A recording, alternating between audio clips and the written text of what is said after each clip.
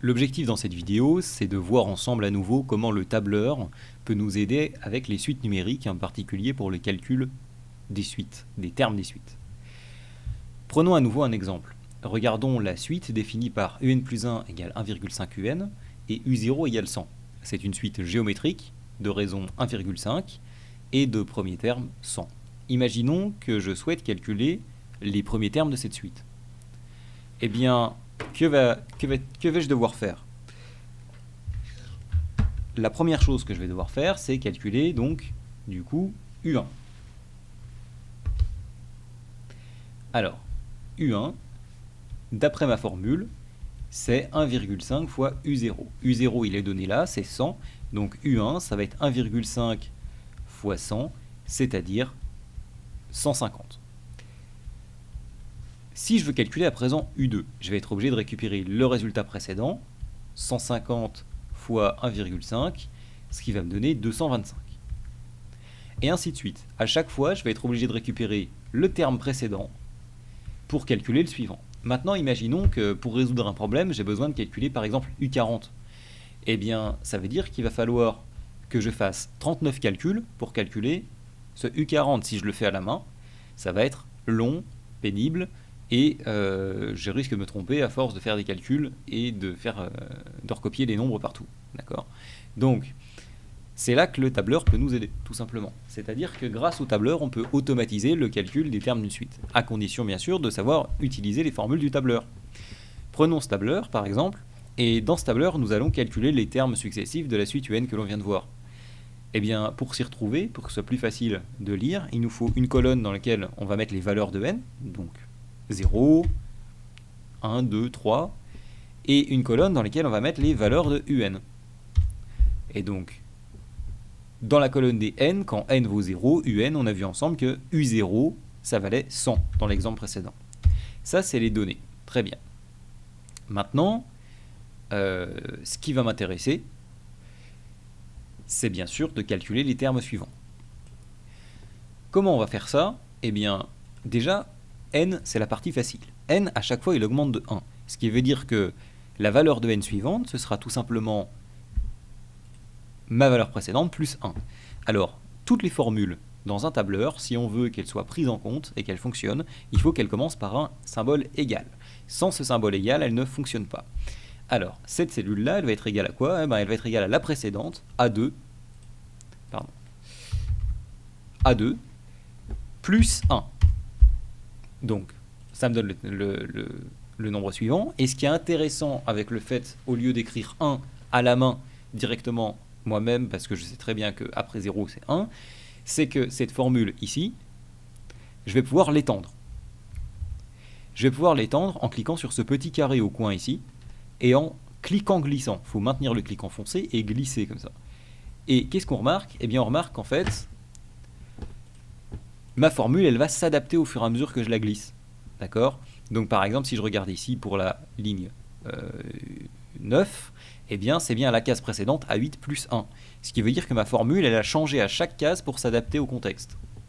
C'est très puissant, et ça fonctionne aussi pour calculer bien sûr les valeurs de un, ce qui est vraiment ce qui nous intéresse. Un, comment je vais calculer le terme précédent? Eh bien on a vu ensemble, dans la définition de la suite, il y a un instant, que un plus 1 à chaque fois c'est 1,5 fois un le terme précédent. Ce qui veut dire qu'ici je vais tout simplement faire égal, encore une fois, puisque n'importe quelle formule doit commencer par égal, le terme précédent multiplié par 1,5. J'appuie sur Entrée et j'obtiens 150. C'est le terme U1 qu'on avait calculé tout à l'heure à la main. Encore une fois, si je prolonge cette formule en cliquant ici sur le coin et en maintenant enfoncé jusqu'à arriver ici, par exemple à 17, eh bien je vois par exemple que U17, il vaut environ 98 526,12. Alors ça, une fois que j'ai fait ça, j'ai fait l'essentiel de ce à quoi va nous servir un tableur vis-à-vis des suites. C'est-à-dire que si j'ai une suite définie par récurrence, plutôt que de calculer à la main, je peux automatiser avec un tableur. C'est très pratique, et surtout, ça évite d'avoir à faire les calculs où on peut se tromper. Alors, on peut aller un petit peu plus loin, et donc dans la deuxième moitié de cette vidéo, l'objectif est d'aller un peu plus loin avec l'utilisation du tableur. La première chose que je peux faire, bien sûr, c'est me débarrasser de toutes ces décimales. Vous avez des nombres énormes avec beaucoup de chiffres derrière la virgule. Nous, on aimerait parfois en avoir par exemple qu'un ou deux. Et bien pour faire ça, on va tout simplement sélectionner les cases en question. Enfin, je vais même prévoir un peu plus large, faire un clic droit, cliquer sur formater les cellules, et on va dire que notre nombre, on veut qu'il ait 2 décimales. On clique sur OK, et voyez que tous les nombres ont été arrondis à 2 chiffres après la virgule automatiquement. C'est très pratique.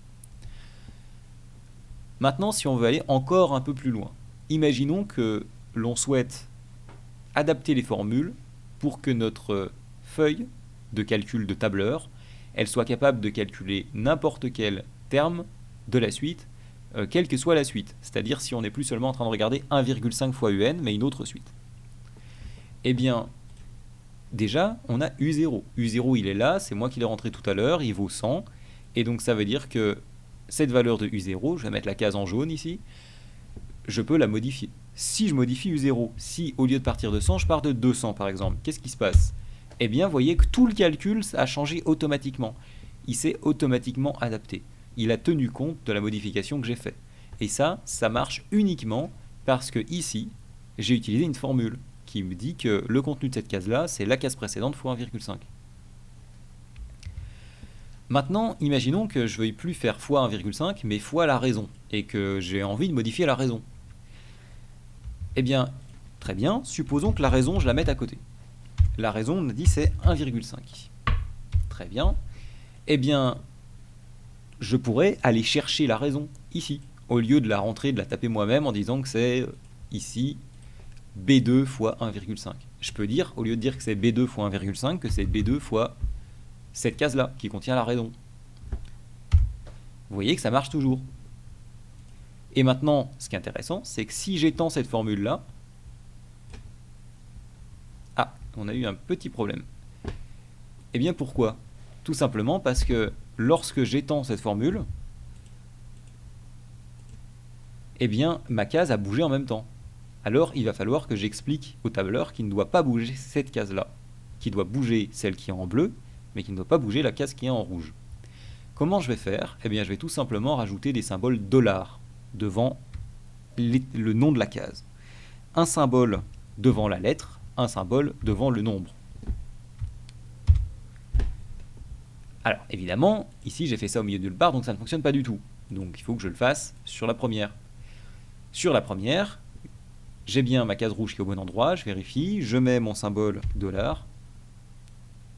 j'appuie sur Entrée, il ne se passe rien, et la différence, c'est que quand je vais l'étendre, cette fois-ci, vous voyez que j'ai toujours les symboles $ devant le D et devant le 3, et ma case rouge, cette fois-ci, elle ne s'est pas déplacée. D'accord? Bon.